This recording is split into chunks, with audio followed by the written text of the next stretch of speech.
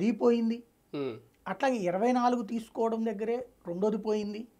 గౌరవప్రదమైన స్థానాలు అన్నటువంటి పాయింట్ యూటర్న్ అయినట్టయింది. ఉమ్, ఆయన నోటితో చెప్పిందే కదా గౌరవప్రదమైన స్థానాలు అవును అన్నటువంటిది. అవును.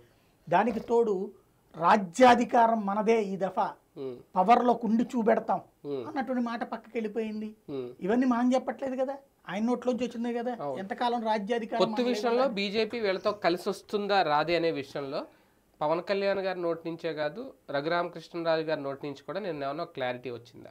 వాళ్ళిద్దరు ఎవరు క్లారిటీ ఇవ్వడానికి? వాళ్ళు ఏమన్నా భారతీయ జనతా పార్టీ అధికార ప్రతినిధి, లేకపోతే భారతీయ జనతా పార్టీ వాళ్ళకి ఏమన్నా రాసి ఇచ్చిందా మా తరపున మీరు చేసేసుకోండి అనేది?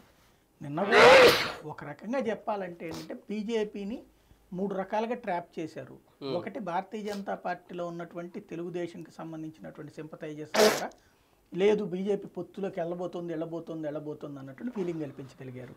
రెండవది, పురంధేశ్వరి నిర్మోహమాటంగా చెప్తున్నది ఏంటి, మాకు పొత్తు గురించి అధిష్టానం ఏమీ చెప్పలేదు, పని చేసుకోమంది, మేము ప్రతి నియోజకవర్గానికి అభ్యర్థుల్ని ప్రిపేర్ చేశాము, లిస్టు పంపించాము, 3000 మంది మా దగ్గర లిస్టు ఉంది, మేము ప్రిపేర్డ్గా ఉన్నాము, అందుకనే ప్రజాపౌర యాత్ర చేస్తున్నాం, అట్లాగే ఇతరత్ర చేస్తున్నామని పురంధేశ్వరి చెప్తా ఉంటే, కానీ జనంలోకి ఏమని తీసుకెళ్తున్నారు?